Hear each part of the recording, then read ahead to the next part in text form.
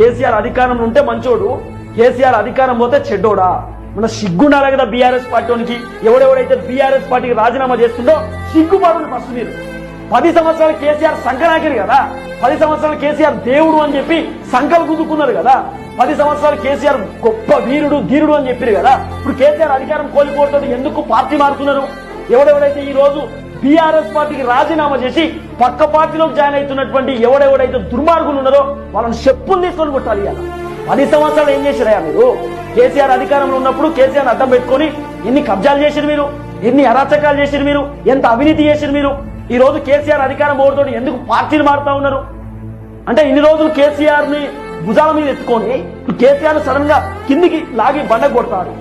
ఇదా నాయకుడు? ఎవరైనా గుర్తుపెట్టుకోరు మీరు. నాయకుడు ఓడిపోయినా గెలిచినా లేకపోతే నాయకుడు ఇబ్బంది పడుతున్న సమయంలో నాయకుని దగ్గర ఉండాలి, అది గుర్తుపెట్టుకోరు అంటున్నా.